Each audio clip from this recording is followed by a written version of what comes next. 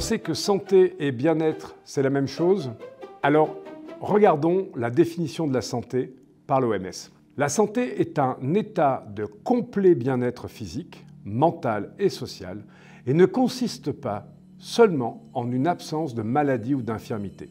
Alors, vous vous demandez ce qu'est le bien-être. Précisons avec la notion de bien-être de l'OMS, le bien-être est un état d'esprit caractérisé par une harmonie satisfaisante entre, d'un côté, les aptitudes, les besoins et les aspirations du travailleur et de l'autre, les contraintes et les possibilités du milieu de travail. Mais quel est le rapport avec le monde de l'entreprise?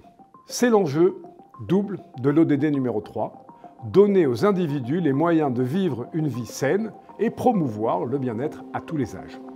Alors, premièrement, comment l'entreprise peut avoir un impact sur la santé et le bien-être de ses collaboratrices et collaborateurs? Cela peut se jouer d'abord au niveau de la santé physique, notamment en préservant des conditions de sécurité au travail favorables. Mais il y a aussi la santé mentale, et notamment la préservation des équilibres psychologiques pour ne pas tomber dans le burn-out, le bore-out ou le burn-out.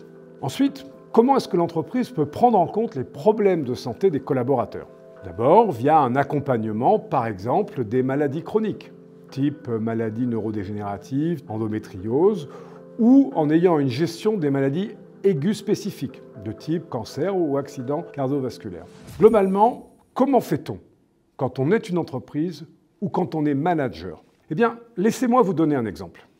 Il est possible de créer un environnement de travail plus flexible pour permettre aux collaboratrices et aux collaborateurs de gérer leurs difficultés passagères par la mise en place d'une période de télétravail ou par la mise en place d'horaires flexibles, par exemple. Quand on est manager, on peut mettre en place un management de type plutôt empathique, plutôt à l'écoute, ou un management de soutien pour accompagner les membres de l'équipe en difficulté.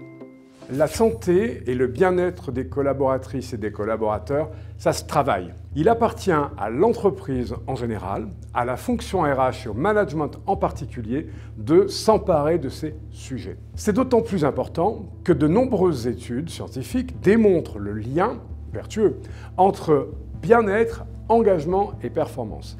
Et on mesure jusqu'à 31% de gains de productivité sur des collaborateurs qui se disent en situation de bien-être. Je voudrais vous parler du cas d'EDF, qui a mis en place une politique de soutien aux employés chroniquement malades. D'abord par la mise en œuvre de politiques pour aider les employés souffrant de maladies chroniques en leur fournissant un soutien médical personnalisé et en facilitant leur retour au travail après de longues périodes d'absence. Puis, ajustement de charges de travail et des aménagements ergonomiques pour assurer que les employés peuvent continuer à travailler confortablement malgré leurs conditions de santé. Je voudrais également vous parler du cas d'Orange et d'un dispositif spécial, le dispositif Respiration, qui permet aux collaborateurs, sur une période de 3 à 9 mois, tout en étant rémunérés, de s'investir dans des projets soit personnels, soit de développement de projets, soit d'engagement humanitaire, avant de revenir riches de ces enseignements, retrouver leurs fonctions initiales. Vous voyez, vous pouvez choisir quel type de manager ou de dirigeant vous voulez être. Le management, c'est une question de choix. À Kedge, nous voulons former des managers éthiques, inclusifs et responsables. C'est pourquoi, par exemple, dans le cours Management responsable, nous travaillons la D&I, la diversité et l'inclusion, à partir des documents et des cas fournis par l'Association française des managers de la diversité.